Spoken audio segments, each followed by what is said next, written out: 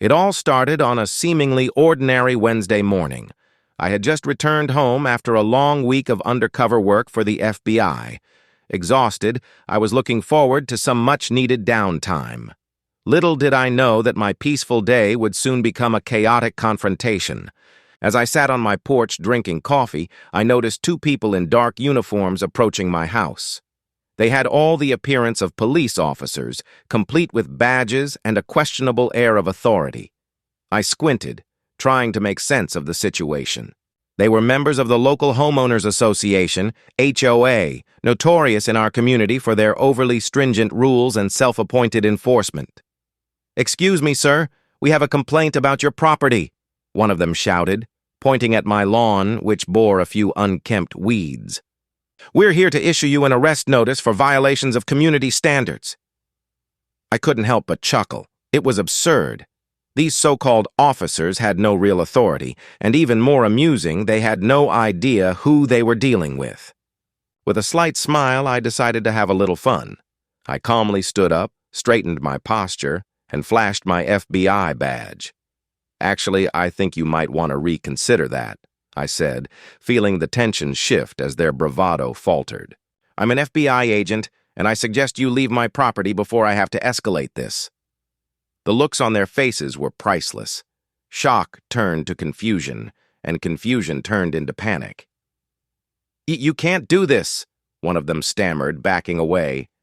I calmly explained that not only did they lack the legal authority to arrest anyone, but their aggressive tactics were an overreach fueled by entitlement. At this point, one of the neighbors, a former sheriff's deputy, had noticed the commotion and stepped outside. After a brief conversation, he confirmed my identity and added, "You really shouldn't mess with him. He's done a lot for this community." The faux HOA officers stumbled over their words, trying to backtrack and explain that it was all a misunderstanding. Eventually, they retreated, leaving me on the porch with an overwhelming sense of relief and a hint of amusement. The absurdity of the situation quickly spread throughout the neighborhood, and soon my yard became the talk of the town. Later that evening, I received a call from my supervisor, who couldn't stop laughing upon hearing the story. "I hope you didn't scare them too much," he joked, "but it sounds like they had it coming." As I settled into my couch that night, I reflected on the incident. Sometimes entitlement and overreach can lead to comical, albeit frustrating, situations.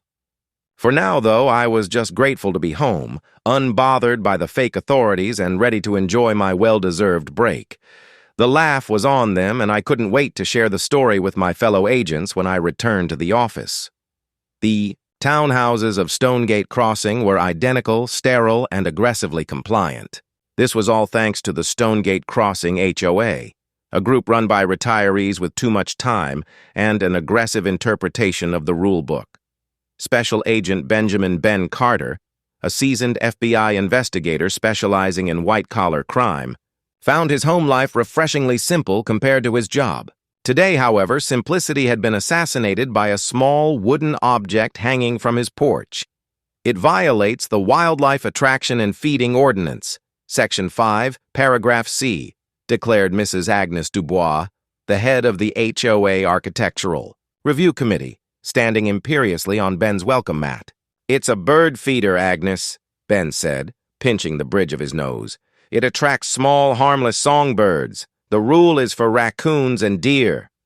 And the color is rustic gray, not one of the 4 approved neutral tones," Agnes continued, adjusting her perfectly tailored lavender blazer.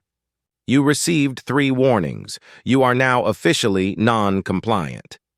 Ben, who had just spent 72 hours tracking an offshore money laundering scheme, felt his patience evaporate. "Agnes, get off my property. I'll take it down when I get a chance."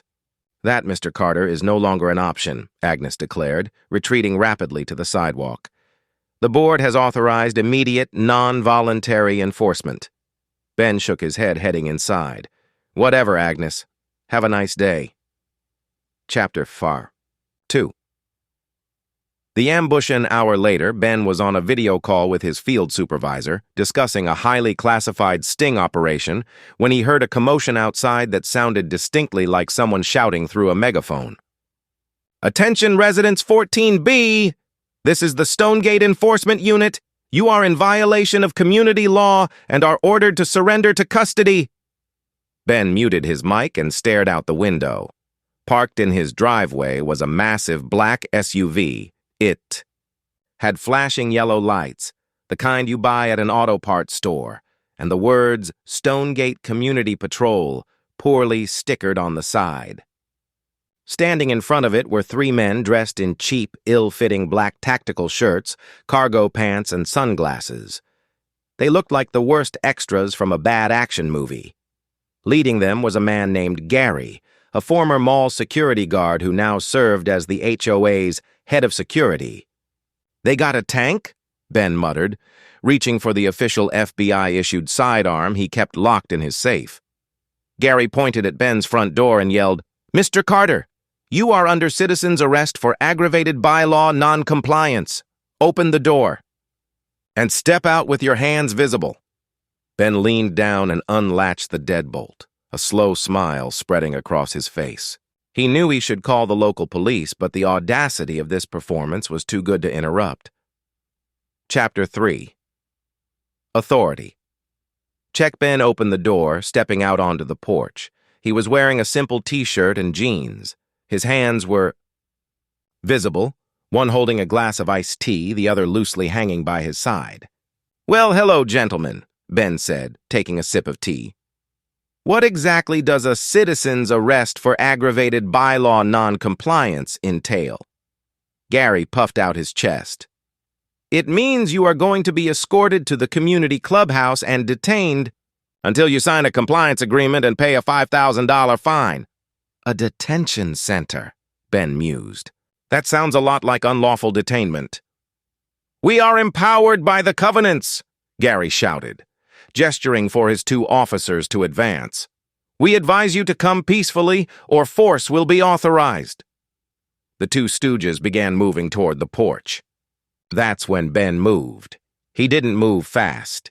He moved with the economical, precise motion of someone who has undergone countless hours of federal defensive tactics training. He put the iced tea on the porch railing. With one smooth movement, he reached behind his back, produced his FBI credentials and shield, and held them out. "Let's try this again," Ben said, his voice dropping to the low, commanding tone he used when arresting suspects who thought they were above the law. "I am Special Agent Benjamin Carter, Federal Bureau of Investigation. You, sir," he fixed his eyes on Gary, "are impersonating a law enforcement officer, operating an unregistered emergency vehicle, and attempting to commit kidnapping on federal personnel. Federal Law, Title 18, Section 912. Chapter 4. The Takedown. The effect was better than any high-speed chase. The two wannabe officers froze, their faces going instantly pale. Gary, however, had to double-check. "That's a fake," Gary stammered, his bravado instantly draining away. "That's fake. I know a fake badge. We're the real authority here." Ben raised an eyebrow. "Is it? Let's find out." He reached into his pocket and pulled out his phone. He didn't call 911. He called his field supervisor, who had remained on the conference line. "Agent Stevens, I'm going to put you on speaker. I have 3 civilians here claiming to be an enforcement unit attempting an illegal detention. Can you confirm my status for them?" He held the phone up. Agent Stevens's voice, loud and clear, and utterly professional, boomed out of the speaker. "This is Special Agent Stevens. I confirm that the man standing before you is Special Agent Benjamin Carter, FBI, ID numbers 8055, currently operating out of the Baltimore field office. You are in direct violation of federal statute. If you do not immediately vacate the premises and drop any non-lethal weapons you are carrying, I will be dispatching the actual police to file immediate charges of felony impersonation and attempted kidnapping." Gary looked at his reflection in the mirrored sunglasses, then at his feet. The two stooges instantly tossed their cheap plastic batons onto the driveway. "Gee, Gary!" one of them squeaked. "Maybe we should," Go! Ben smiled again, this time without humor. Good idea. Now one more thing. I need a full account of who exactly authorized the use of this vehicle and the planning of this illegal arrest. I think the local district attorney will be very interested in the Stonegate Crossing HOA's definition of community law.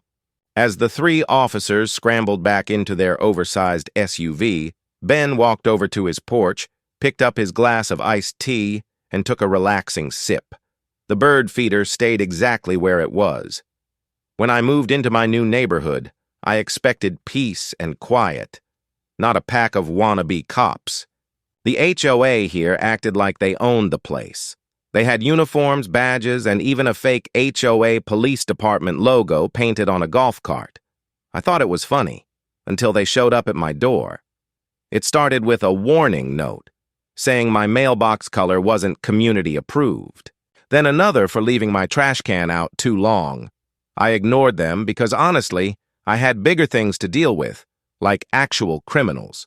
See, I'm Special Agent Carter with the FBI.